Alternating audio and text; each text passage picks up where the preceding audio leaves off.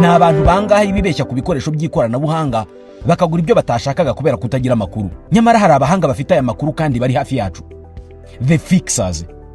Aba baguha amakuru ajyanye n'igihe kuri technology n'imikoreshereze yayo. Icyo bigusaba cyonyine ni ugusura urubuga rwa YouTube The Fixers 250. Uko ni nako bitwa ku zindi mbuga nka Instagram, Facebook, TikTok. The Fixers 250. Se wigeze ujya gutunga imodoka bwa mbere hanyuma ugahura n'ihurizo ryo kumenya ngo ndagura iyihe ndekiye? Si we wenyine, ibi bikunda kutubaho iyo turi kugira amahitamo ku bintu mu gihe hari byinshi byo guhitamo. Noneho mu gihe amafaranga ari make ariyo tugomba gukoresha, byo bishobora kuba ikibazo cy'ingorabahizi kumenya icyo wakizera cyangwa ikindi wareka. Ushobora no kwibaza niba ayo mafaranga make ufite yavamo imodoka koko. Muri iki cyegeranyo twagendeye ahanini ku modoka zidahenze zakigonderwa na benshi mu gihe ari ubwa mbere bagiye gutunga imodoka. Nubwo akenshi gufunukuza cyangwa kugura inshyashya ari by'abantu benshi bizera kandi koko bikaba ari byiza, gusa mu gihe utabashije gufunukuza ntucike intege, amahitamo ashobora kuboneka yewe no muzakoreshejwe. Gusa ni byiza gushaka abantu bizewe bakakurebera iyo ugiye kugura ko nta bindi bibazo ifite kandi ko yizewe, utarebye gusa ko igiciro kigura make. Wenda amikoro yaziyongera ukaba wagura indi nziza, ariko no mu gihe akiri make amahitamo arahari. Reka tubikubwire, twe turi The Fixers.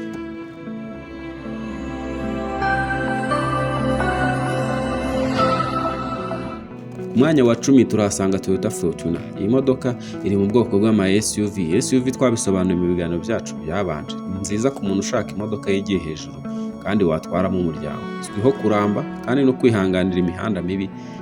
Iyo idakuze cyane ushobora kuzayibona hagati ya $11,000,000 na $10,000,000.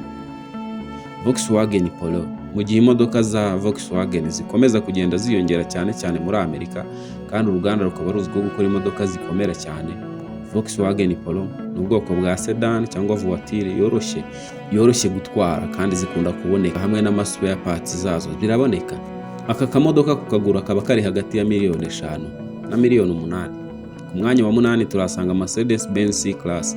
Niba ukunda imodoka zinafite umungara cyangwa umunyenga, Mercedes C-Class yafashwe neza, iba ifite suspension nziza ahantu utumva umukuku kandi n'imbere hayo haba hasa neza kandi iri ku giciro gito ugereranije n'uko ingenzi zayo zigura. Ni sedan cyangwa voiture, hakaba ya manuel n'iya automatique. Birumvikana ko ibiciro biba bitandukanye mo gake, kuva kuri $7,000,000 kugeza kuri $8,000,000 ushobora kubona Mercedes C-Class.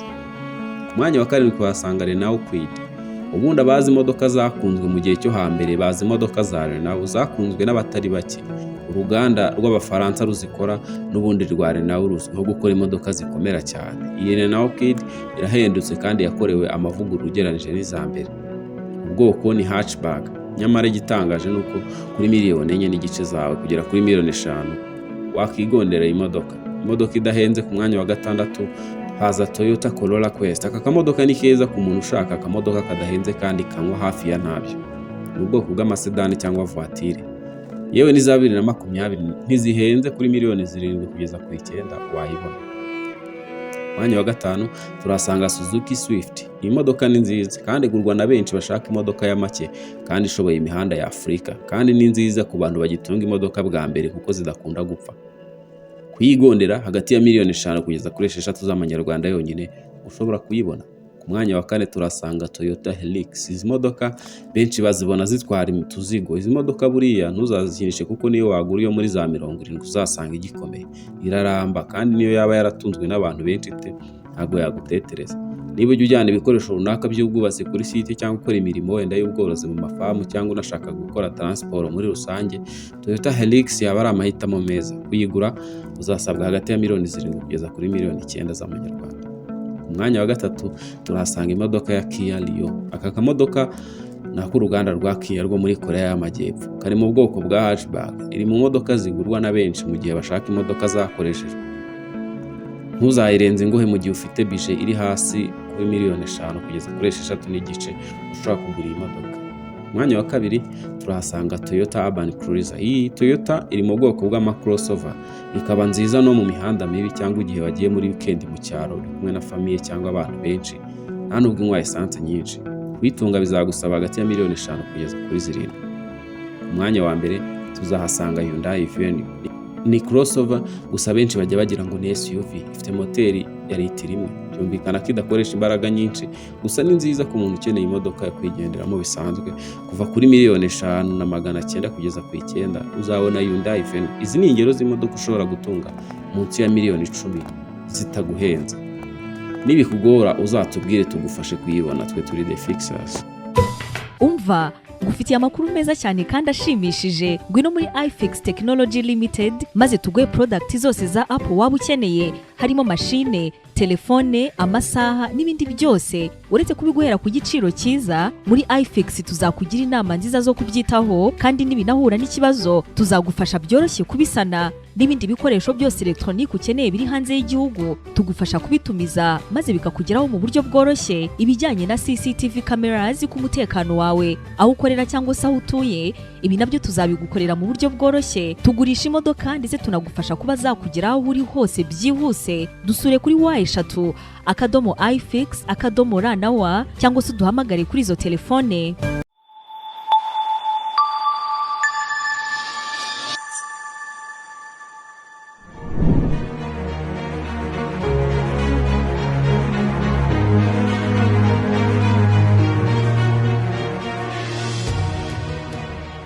Kampani ya iFix ni kampani imaze igihe kirenga imyaka 10 ifasha abanyarwanda ndetse n'abanyamahanga mu kubahereza ibikoresho bijyanye na Apple, harimo MacBooks, telefone ndetse n'ibindi bikoresho bya electronics, harimo kuzikora ndetse no kuzicuruza.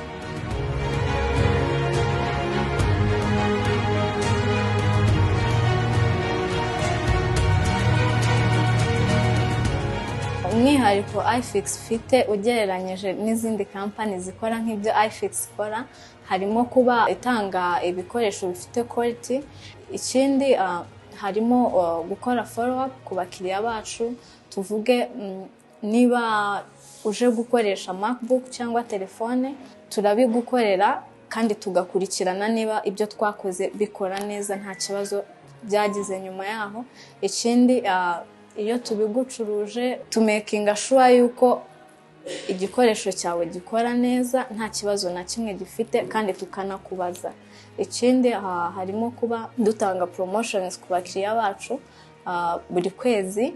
Abadukurikirana ku mbuga nkoranyambaga zacu harimo YouTube, Facebook, Instagram. Amazina dukoresha ni The Fixers. Information zose zinyuraho, mwajya mudukurikirana. Ama promotions byose tubinyuza ku mbuga nkoranyambaga zacu. Ikindi harimo kuba ibikoresho uzanye niba uje gukoresha biba biri safe, kubera ko hari ama forms tuguhereza ukuzuza iyo uzanye ikintu. Ni nka agreements tugirana kugira ngo nuza tuzamenye niba ari wowe kuko twahanye icyo gikoresho, nawe ubwawe uri safe yuko igikoresho cyawe uzakibona kandi no mu gihe gikwiriye. Ikindi tutanga na garanti. Niba tugucuruje MacBook iyo ari nshyashya tuguhereza warranty ingana n'igihe cy'imyaka 2. Iyo iri used tukaguhereza warranty ingana n'umwaka umwe.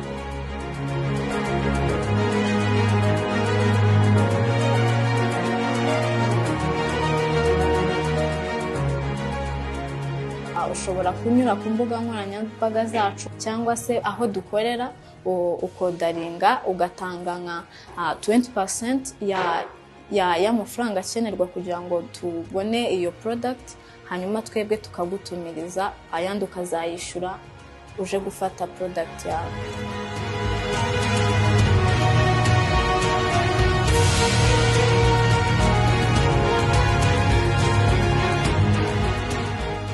iFix dukorera mu mujyi ahegeranye na Simba ku nyubako ya TCB kuri ground floor ku muryango wa 024. Dukora guhera kuwa mbere kugeza kuwa gatandatu. Ku bijyanye n'amasaha dukora guhera saa 2 za mu gitondo kugeza saa 1 z'umugoroba.